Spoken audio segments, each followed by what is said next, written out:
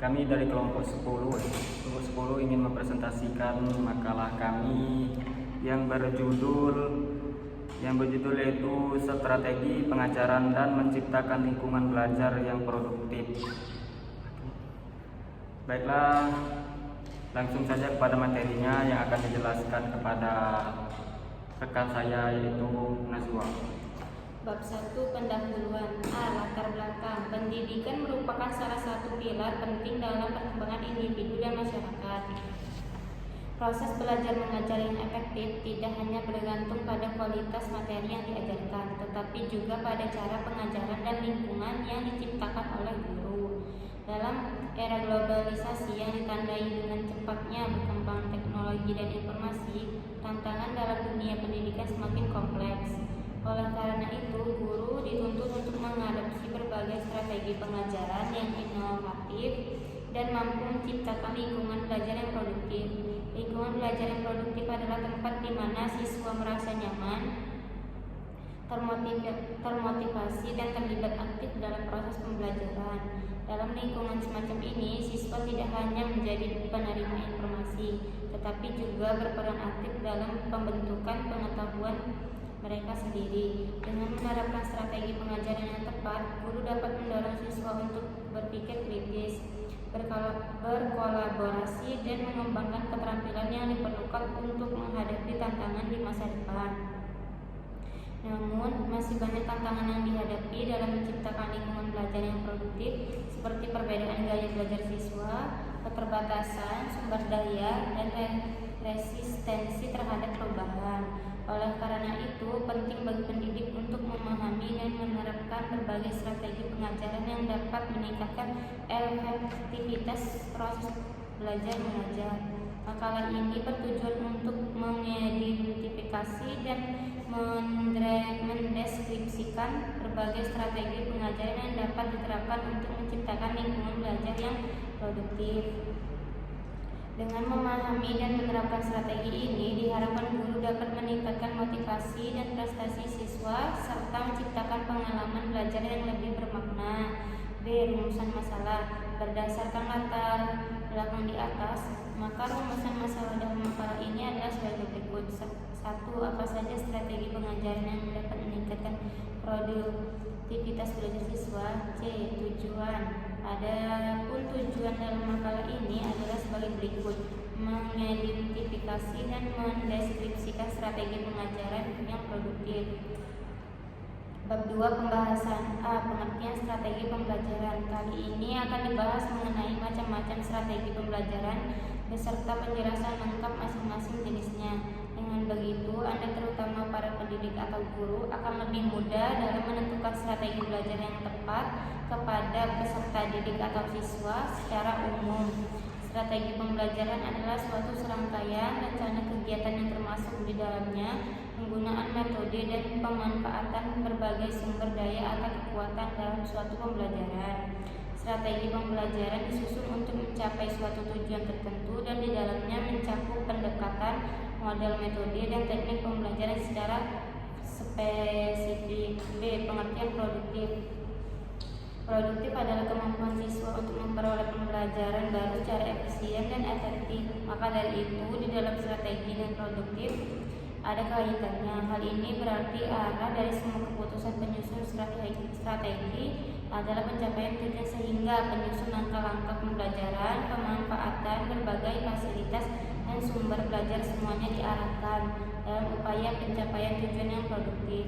Strategi pembelajaran ini haruslah dimiliki oleh para pendidik maupun calon pendidik. Hal tersebut sangat dibutuhkan dan sangat menentukan kualifikasi atau layak tidaknya menjadi seorang pendidik, karena proses pembelajaran itu memerlukan seni, keahlian, dan ilmu guna penyampaian materi kepada siswa sesuai tujuan efisien, efektif, dan produktif.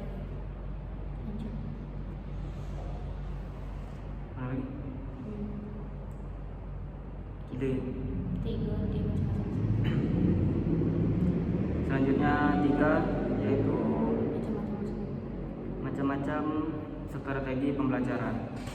Strategi pembelajaran sendiri terbagi ke dalam beberapa macam dan jenis. Menurut Sanjaya 2007, sampai 177 sampai 286 ada beberapa macam strategi pembelajaran yang harus dilakukan oleh seorang guru. Berikut ini jenis-jenis strategi pembelajaran. Yang pertama, strategi pembelajaran ekspositori. Yang kedua, strategi pembelajaran inquiry. Yang ketiga, strategi pembelajaran berbasis masalah. Yang keempat, strategi pembelajaran peningkatan kemampuan berpikir.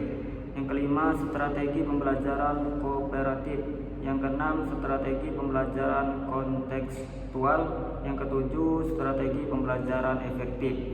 Dan untuk lebih jelasnya mengenai pengertian dan definisi dari macam-macam strategi pembelajaran supaya menjadi pembelajaran yang produktif, simak penjelasan lengkapnya berikut ini. 1. Strategi pembelajaran ekspositori. Strategi pembelajaran ekspositori adalah strategi pembelajaran yang menekankan kepada proses penyampaian materi secara verbal dari seorang guru kepada sekelompok siswa dengan maksud agar siswa dapat menguasai materi pembelajaran secara optimal.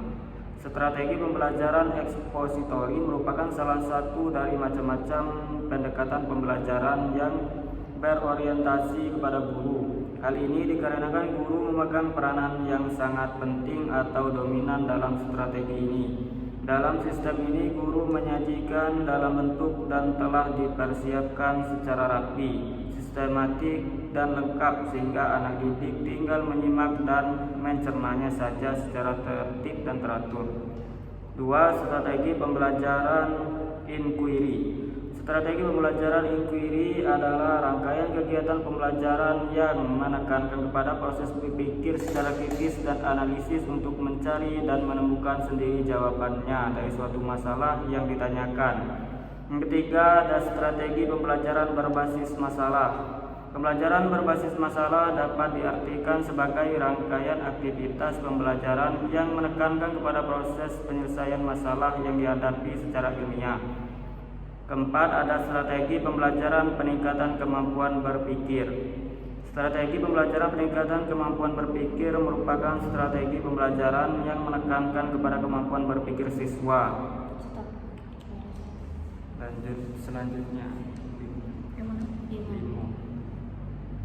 5. Strategi pembelajaran kooperatif.